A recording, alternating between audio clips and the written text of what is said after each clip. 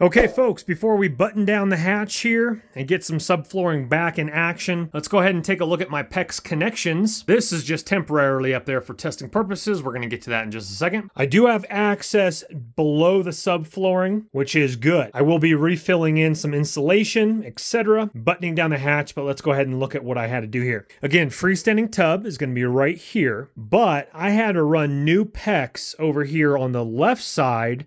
The reason why, it would have been simpler over here on the right side, but the shower head is going to be right above us here, and you don't want your hip or thigh potentially whacking the freestanding faucet, which sticks out a little bit right here. This is in a very nice sharp, and it is live right now, so I'm not going to toggle any buttons. It does have a handheld wand as well to it. I need to attach that. We're going to test this out in just a little bit. Don't worry about that. So let me show you my old 1990s connections. These are not PEX. This is another name. I'm not exactly really sure what that is, but I spliced it here with a T on each one, making sure that I knew which one was red. They painted a little strip you can't really see on this one. Obviously, that's why I know that it's red. Anyway, PEX clamped that in. PEX is super simple. I did have to redo the connection on this older one here. It just didn't seal properly on my T-valve. Had a slight drip. You don't want any drips. Then I had to drill into, I'm just going to call it a baseboard. Not really a baseboard, but I had to drill in right here. I was able to get around my floor beam right here and loop that around, connect right here as we go up. And forgive the 1992 construction. I know that's definitely not code right there. They did it better with putting holes through the framing there. Not sure why they missed this one, so I actually had to notch this out, and I'll probably get some sort of something to press that in a little bit better. Same with over here, and I want that sitting flush. Obviously, I don't want that pinching up. So anyway, let's get back to this. The reason I even state that is because some people watch this and wondering what in the world's going on there. That is electrical. We're going to be careful about that. Manufacturer definitely did not do a splendid job on that. Anyway, let's come back up here. So my PEX comes in right up here. This is my connection box. These are new boxes. Typically, you would just have your brass connectors in the back, but this is kind of the new technology here where they have different cutaways. And this is something I was doing a lot of research on because I wanted to know, like, okay, how do you mount that? And how do you make sure I'm going to have a 1/2 inch of cement backer board, then I'm going to have my mud, and then I'm going to have my tile. And so with this, you're actually able to cut away, and then you have your little thing that goes over the top. And then my handle, of course, which the handle is right there. So I don't trust Teflon tape for connections that are going to be behind a wall with no access. So the previous owner behind this 2x4 right here, I actually resheeted it. That's in the master bedroom, but he actually poked a hole for the old shower access because once this is behind tile, there's no getting to it. There's no checking to see if there's any leaks or not. So that's why you, in just a little bit here, we're going to check before we do put up the cement backer board because we want no leaks before we start tiling. So what I used on all of this is pipe thread sealant, number 5 I call it. Just pick this up in your local hardware store. I'll try to link this in the description box below. I trust this so much more. The reason why is in my tankless water heater here, I actually had Teflon tape with one of the connections and I had a drip. So I cut everything off, redid it with number 5. As you can see here, no drips since I did that. Now this is just temporarily Teflon tape, and I'll talk about that in a little bit. If it's exposed where you could see a leak, Teflon tape's probably fine. But again, that connection I'm gonna do number 5 yellow because that's gonna be behind the tile as well. So I wanna make sure I have no leaks. We're gonna be right back to the bathroom remodel, but I do wanna thank today's sponsor, which is Ridge. Right here in my pocket is their newest 24 karat gold plated Ridge wallet. Holds up to 12 cards, cash strap, cash clip. This thing is definitely going to be a conversation starter, and let's take a closer look at it. But before we do, Ridge is having their 10-year anniversary sale. You can save up to 40% off of their wallets. So to take advantage of that sale, top link in the description box below the video. Click on that link to learn more about their products and pick a couple up yourself after the video is done. Let's take a closer look. We get a Ridge sticker. You get your little tool right here, and that is for changing out the cash clip to a cash strap. This is just the strap here. Again, you can change that out to a clip if you'd rather have that for your cash. Now, I don't have many cards. I only have 6 cards in my wallet right now. And for purposes of this video, I obviously won't show my cards on camera, my license, etc. But I have my license. And then what I would do is, like your most used card, is I would have it right here on the edge. So again, you push up from the bottom. You can do it a couple different ways if you want, whatever feels more comfortable. I would actually just pull it out of my pocket, like at the store, and then fan it up like this, then pull it out. And then this is my shopper's card I use the most, so I'm gonna go ahead and push my other ones back in so they're not on the internet. And then you pull out your most used card, probably on the front, slip it back in when you're ready to go. So again, just opening on up, plopping it back in, slipping it down, and you're ready to go. They have a lot of other colors and styles, so you're definitely gonna wanna check that out. They also have Apple AirTag ones, everything from flashy to subtle. Well, thank you again to Ridge for sponsoring this video. And once again, that link is right below in the description box. Take advantage of their 10-year anniversary sale. Now, let's get back to the bathroom remodel. Coming back down to here, the way this tightened up, obviously I put the connection pieces in. This is 1/2" PEX to 1/2" threaded female. And the way it tightened up, this one was going up, this one was going down for some reason. It is what it is. Unfortunately, I had to make a few extra connection points here. Sure, I could have used a straight one, but then you'd have some weird bend in your PEX or a weird loop around that went way over here. So it is what it is. Clamped it down with some PEX tie downs here. I just 1/2" nail them in right here. Obviously the nail is already embedded in here, so you're not going to pinch through your PEX. Clamped it down with 1/2" PEX connectors here. These are 90 degree. These are 90 degree. 90 degree here, coming all the way down to my connections we've already looked at down here. So blue goes in blue side, red goes in red side, hot right here, mixed water, and I just made this white. I already had all this PEX. My dad gave it to me from his full house build. He had some leftover material, definitely saved some money. Thank the Lord and thank you, Dad. Clamped it again right here, and that's just for testing purposes. I am probably going to be putting a brace right next to this here and here, screwing that in, just in case I don't want that flip-flop, and it's probably fine, but you know, if we're going to do it, let's do it right. And I realized I purchased the wrong one. Lowe's actually has one that screws down, so I wouldn't need the braces on either side to hold that nice and sturdy. Just some scrap wood and a couple screws. So from the connection, again, you got to get a little creative. Previous owner with his last tub, he had the drain pipe coming through here for the tub. I capped it off with ABS. I did my PEX underneath. There's a little bit of access, and we're going to be filling this in with insulation. Don't worry about that. It goes underneath this insulation, over here underneath, as we can see here, and then connecting to my freestanding tub, which I did goof. There is a square. I took that off, and I'm actually going to have to cut it, slide it in, and then glue it back with this little itty bitty piece, but you're not even going to be able to see that. It's going to be on the other side of my freestanding tub, and the freestanding tub gets pretty close to the wall, so you won't see any of that, but there is a nice box that goes down. We'll show you that later on. So then it goes up my freestanding tub here, like we already talked about. It's a beautiful thing. I still need to ABS my connecting pipes for my drain, and it gets a little bit squibbly. And what's good about this is there's crawl space below the insulation, so I might actually cut a little area right here just so that I can get up there with my hand and kind of like make sure it's a proper fit and test it for leaks before I do dial everything in and tile it. I know most people with cement foundations don't have anywhere near access like this unless they dig a huge hole in the ground after they bust through all their cement. So I'll take advantage if I have the chance. In the meantime, let's go ahead and test it. Alrighty, now I'm just checking for leaks, making sure all my connections are nice and secure, no drips before I do seal up the subflooring, because obviously that's going to be below. Checking to make sure that when I bring the valve over, it's actually in the hot position, etc. Let's go ahead and cut that off. And obviously make sure the handheld one is not going, because I don't have that connected quite yet. Making sure there's no drips, nice and seal, looking absolutely fantastic.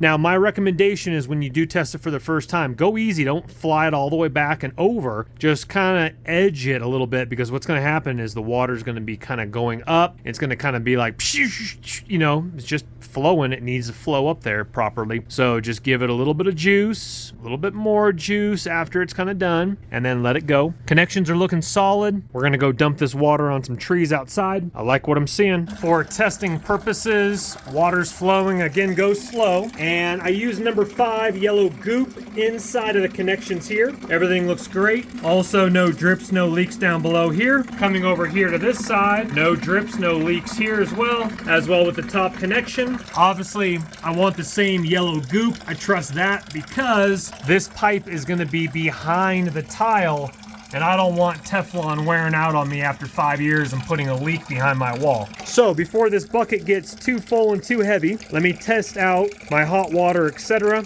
And a little bit more of a blast on here, making sure there's no drips, no leaks. I like what I'm seeing so far, thank you, Lord. And again, the reason why that is so important is because after cement backer, your tile, you don't want any bad connections and don't want to take that risk. Everything is looking really good. Also, watch your splashes out of your bucket. I had one small little drop right up over here that actually concerned me for some oddball reason. I thought that the water was seeping through the hot, and I was like, even one little bead of water. I mean, it was just like one little droplet. It's almost like if I just kind of flicked a piece, just a little drop of water right here. Anyway, dabbed it up with a napkin, ran the test again. Nothing came out again. So it was just a splash off my bucket right onto my seam right here.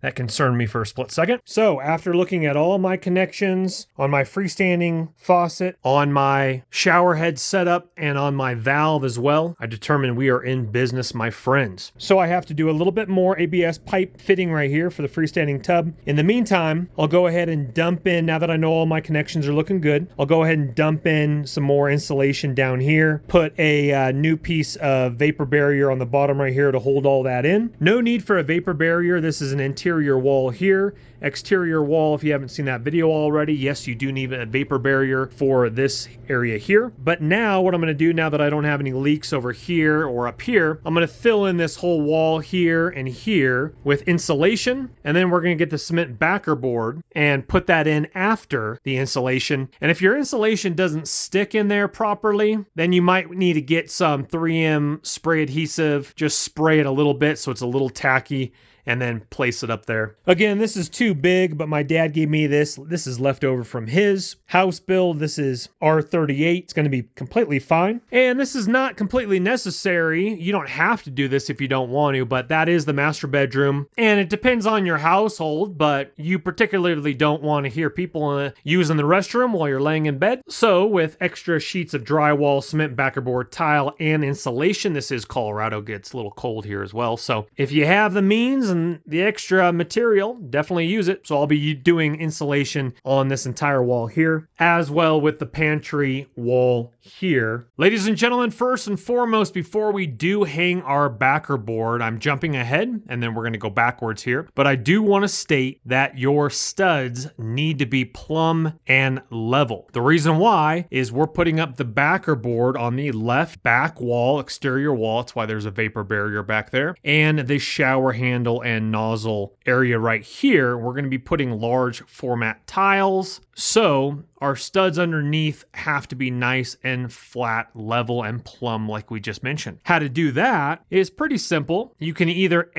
take a sander, you can take some wedges, you can add a 2x4 so that you take your level, place it on the studs, and you want nice and level. Now over here on this side, now there's another piece laying up against that, but over here on this side, same exact thing underneath. I already did that behind this large cement backer board. I will be using Ditra on the floor tile. The only reason I'm using backer board is because the previous owner left it in his shed because he was going to do this bathroom. And so what you want, again, making sure your backer board is nice and level and plumb. So with that confirmed for this area on the right side, the back exterior wall, and the interior left wall, if we're looking at the bathroom, of course. Now we're going to reverse it. We're going to talk about the screws, the placement of the screws, your acrylic mesh band for the seams. All right, I have my first sheet of backer board up, and I highly recommend, if you have a tight space, this is going to be, it's not too hard. You're just going to make a little bit of a mess. I would try my best to do all your precise cuts outside,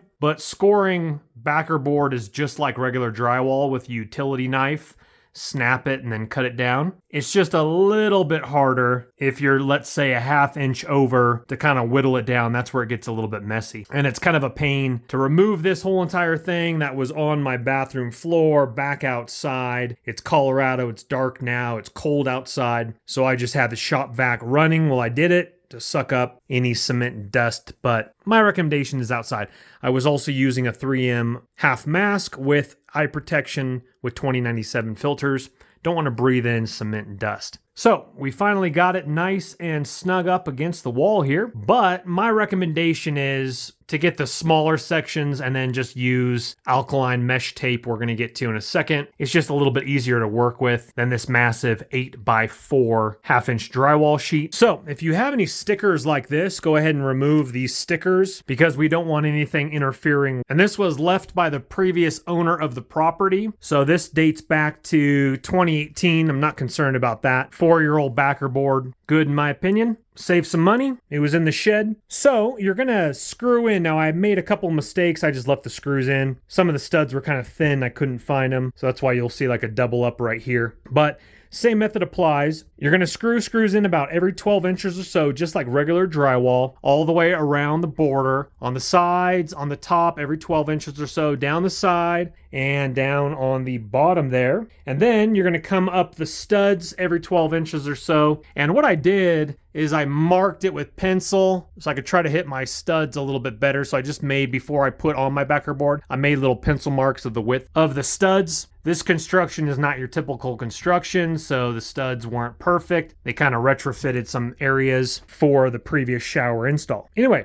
and you need to use screws that are made for backer board. These are called backer on. I think I got these at Lowe's. I'll try to link these in the description box below.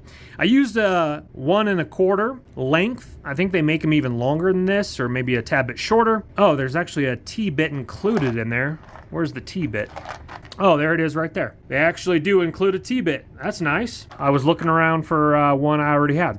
Anyway, these are green. They're going to be like green or blue. And don't worry about the drywall screws sticking out a little bit. I try to get them as flush as I could, but unlike drywall where you want to sink them in a little bit and then mud over them, your mortar is going to go over the top of these. So even there, if there's a small little ridge, again, your mortar mix and then the tile, don't worry about that as long as they're not like sticking up major time. You don't want like 1/8 of an inch, but if you have a little bit of a ridge to it, not that big of a deal because again, the mortar mix is going to go over and then the tile on top of that. So that's looking absolutely fantastic. Now we're going to meet mold resistant drywall from this stud here over to the edge. And I'm going to need one full 8x4 and a slight, I think like 1.5 feet or so ballpark. Don't quote me on that one. And so I do need to pick up some mold resistant drywall. Next stop over at Lowe's or Home Depot. And then I just took my level, double checked it because I'm going to be doing 12 by 24 inch tiles on the sides. And I think on this, they're just two different types of tiles. The back wall here are going to have wavy tiles. They're going to be awesome. These ones are going to be more of like a matte white because I want the eyes focusing on that wall, not on these walls here. So the next step is to cut smaller pieces, and I'll do backer board all along the back wall here, doing the same method because I can see my studs. So I'll make my marks on the ceiling, cut some smaller pieces so it's going to be just easier to work with, especially around the window and the little edge sill there. The shower is going to be a little bit trickier with precise measurements for the box, shower head, pipe connection right there up top. Besides that, it's going to be pretty easy. I'm going to take a break for dinner, but then I will install all the insulation on this wall and on this wall here. I do need to put a 1/2 sheet of drywall up in the pantry, close off that gap, and I'm going to rework a couple outlets down here, one for a heated bidet as well. So I'm going to put a receptacle down there by the toilet on this side, and then I'm going to move this one that's facing that side over against the stud there. And if you noticed, which I just noticed. So after I put up this sheet right here, I thought I was going to have enough of an edge over here, but the stud is barely sticking out up top and then it disappears right on the edge of this backer board. And I don't think an angled in screw into the cement board is going to give enough tacking. Maybe, maybe not. Plus I don't want it sticking out and I want a good secure edge. So what I'm gonna do, not that big of a deal, I'm gonna cut my vapor barrier right in the middle. I'm gonna fold back that portion. I'm gonna go ahead and move over or take out some of the, most likely just probably scoot over and then fix it later. And then I'm gonna take another 2x6 are my exterior walls. I'm gonna cut it down to size. I'm gonna stack it up against the other 2x6. That way I will have a full width of a 2x6 running all the way down the edge there, like I do over here on this side here. Because what I don't want is to screw it in these studs right here and then have it loosey-goosey right here. Now, you do it while you can. Don't skimp on your jobs. And then, after I put that in, I'll fold back the vapor barrier and then put tuck tape, which is the blue color for vapor barrier. I'll put a line of tuck tape all the way down my cut edge, so it'll be nice and secure once again. Okay, ladies and gentlemen, before we get too far, I do want to go ahead and film a little bit of this before we button up the hatch. You're looking at a fresh piece of 1/2-inch dry wall. Right here, it's kind of blending in. I am going to go ahead and insulate with some insulation I have right here. This is the bathroom exterior wall right here. So,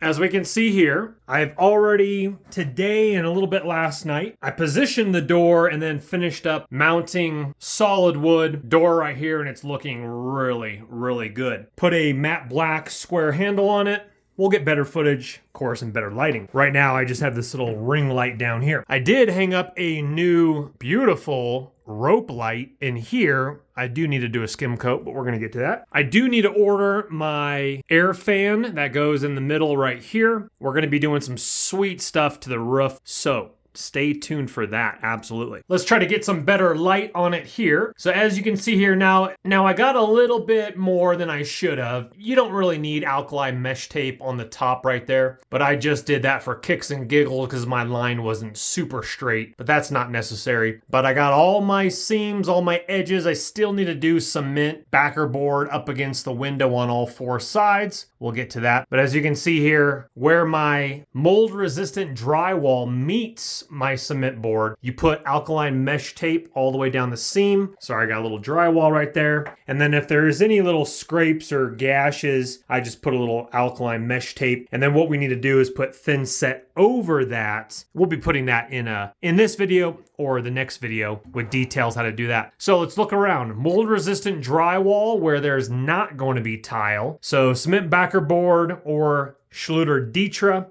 or Schluter waterproof membrane if you're going that route. Again, there is my bottom outlet for my bidet right there going behind the toilet. I put in all my screws just like you would normal drywall, about every 12 inches apart. They're not perfectly spaced, but they're about all 12 inches apart. And then you would mud the corners and the roof exactly how you would normal drywall with drywall mud, but it's gonna be thin set for this border going cement board to mold resistant drywall. And this, if you are wondering if that caught your eye, I just had some spider web, not really cracks, but kind of like hairline little things. This cement board was left over from the previous owner, and it's about 4 years old. I'm not worried about it. And again, that's super over the top, but I got to put thin set over the top of that so my tile can stick. Again, probably not necessary, but it's just kind of the type of worker I am, better safe than sorry. Here's a little tip for you here. If your studs, if you did some custom work behind the framing, take a pencil and outline your studs on the roof so you know exactly where your stud line is, and then you can get like a laser level and just go straight down. That helps out a lot. Also, cover up your plumbing, and I cut the holes in the drywall for my outlets right over here. And then that is going to be for my vanity, and that was the old lighting, and we'll just cap that off with a white cap. It'll blend right into the ceiling, and I'll be painting that cap as well. You won't be able to tell unless you really look up and look for it. Behind the wall, same thing. Mold resistant drywall, floor to ceiling. Now, again, we're on the exterior of the bathroom. I'm gonna insulate this wall. I'm gonna shove some insulation in this little crack right here. I put insulation in the bathroom and bedroom wall over here. And then of course that's the exterior wall. And it already had insulation, but I've just packed a little bit more vapor barrier and then the cement board. And of course, I'll be laying in a nice couple sheets of insulation over these holes here because it was blown in insulation and I kind of moved it out of the way. And then I'll go ahead and screw on regular drywall, not mold resistant, on the exterior bathroom wall. On this side of the bathroom wall, on the interior, mold resistant, exterior, regular drywall, 1/2 inches. All right, folks, now it's time to put some thin set in our seams. It obviously depends upon your thin set's directions. Mine wanted me to mix for 3 minutes, let it sit for 5, and then remix for an additional 1 minute. I use just a paint paddle right here with my cordless drill on the slow setting or speed 1. Now it's like a peanut butter consistency. Definitely put your paddle in water so it doesn't harden and get all nasty on you. So this is all ready to go.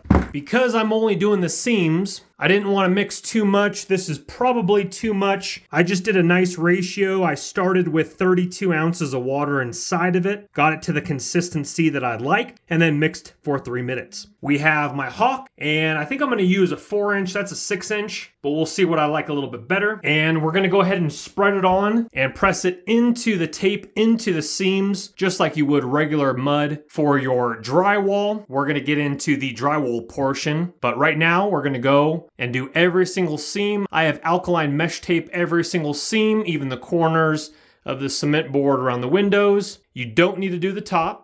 This is only because it's a little bit, my line wasn't that straight, but I wanted to do a little bit of thin set on the top as well because I'm going to be putting in fresh drywall over this drywall for the ceiling. Let's go ahead and get started. Okay, folks, I also used a respirator when I was outside mixing, and make sure your pets are away. You don't want any pets breathing that stuff in. All right, the consistency looks really good. And if you have a big clump, it will drop off, but see how it's kind of hanging there and kind of sticking? That's a pretty good consistency.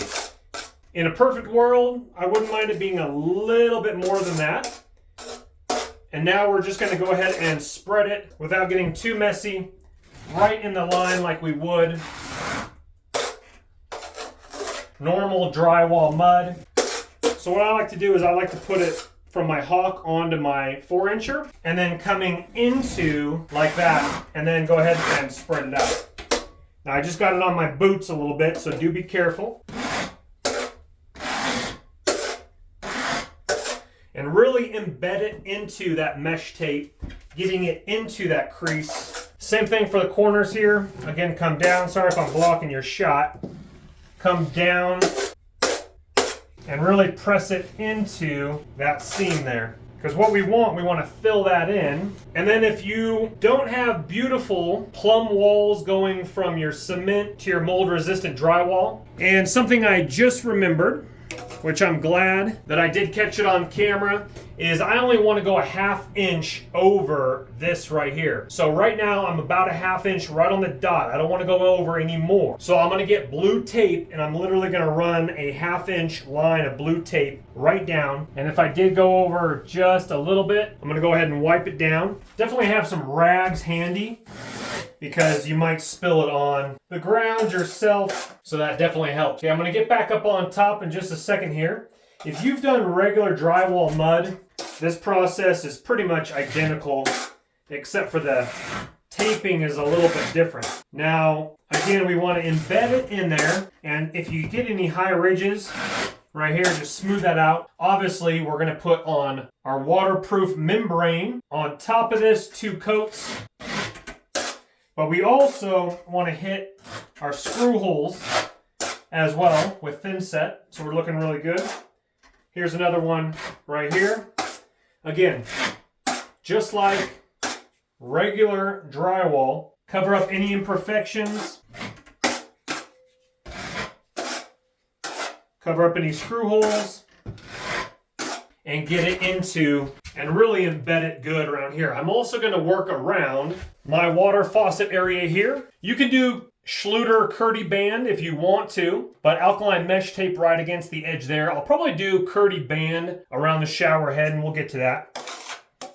But in the meantime, I don't want to gunk this on my ABS plastic too much. So again, wipe down if necessary, but I want to get it right up to the edge. So go a little bit slower here. And it's easily been 15 minutes and this is definitely still workable.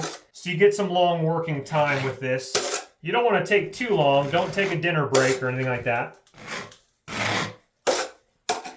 But as you can see here, it's already starting to dry here where it's very, very thin. And then of course we'll let it sit overnight before we do our waterproof membrane. All right, and then we peeled the tape while it is still wet. Don't leave the blue tape up there. And I actually just repurposed it over here on this side as well. Everything is looking good. The corners are looking great. I still need to do the shower head area with a Curdy band.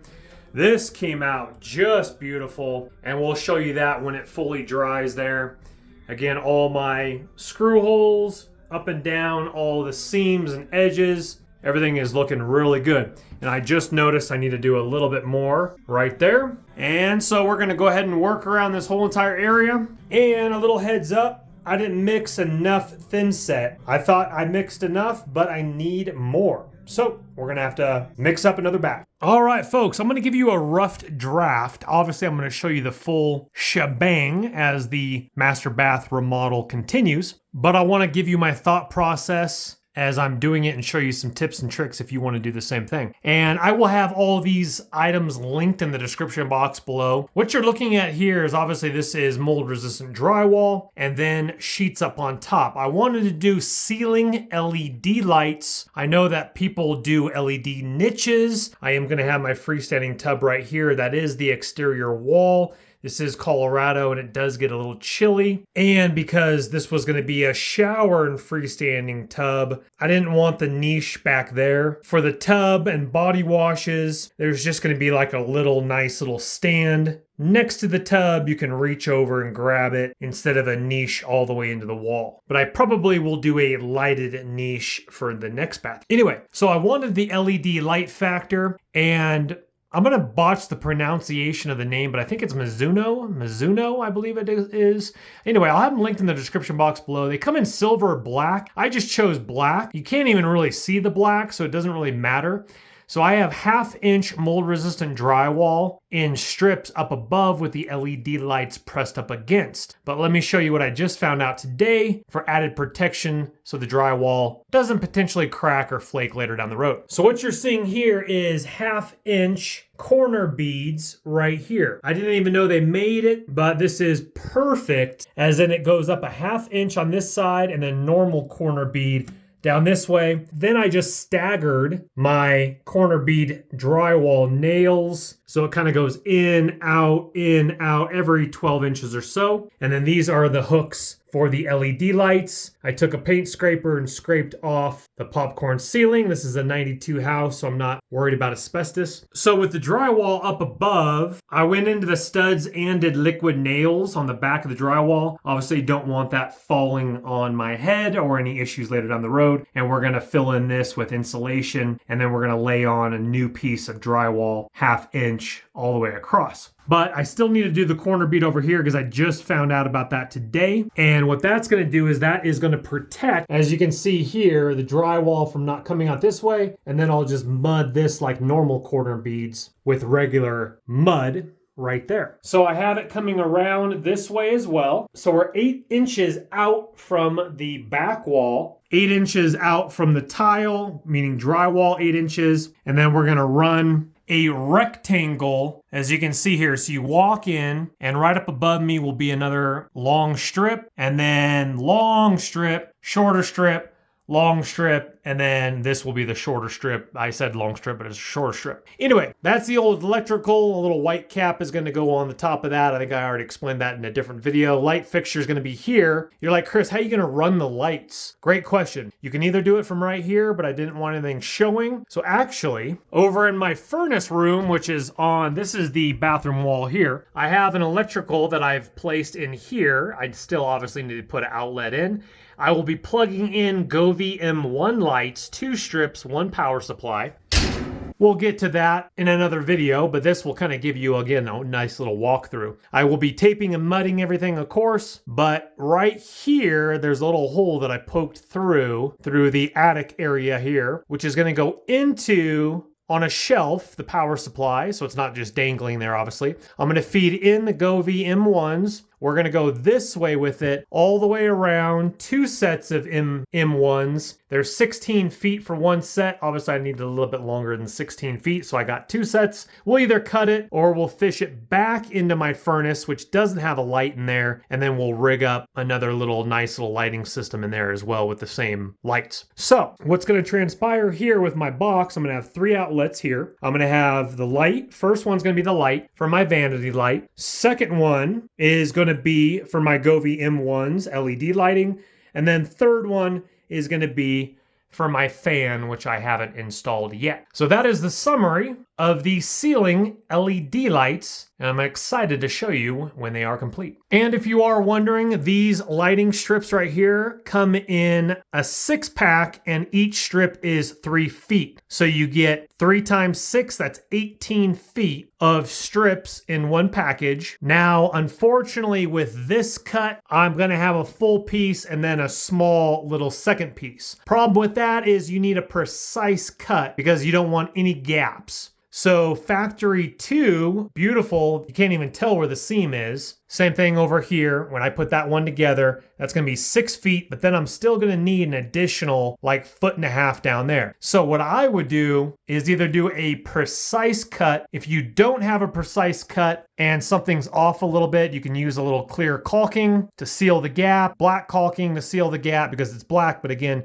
you're not gonna be able to see the black. When I put up the drywall, I thought you would, but you don't really see it. So my small piece is gonna be in this corner right here. The reason why is when you walk into the bathroom, you're probably gonna look up here, but you're not gonna really look right over here. So I'm gonna have my small cut over there. But again, if you miss it by 1/8 of an inch or less, just use some caulk to fill in that. So the diffusers is so you can't see any hot spots shining through. Caulk or silicone and use the color that you need to match up with. Folks, make sure you are subscribed because this bathroom is becoming a beautiful specimen. And if you wouldn't mind hitting that thumbs up button, helps the channel in the YouTube algorithm. I appreciate your time. Once again, look in the description box below for your links. And thank you again to Ridge for sponsoring this video. We will see you on the next one. You have a wonderful evening.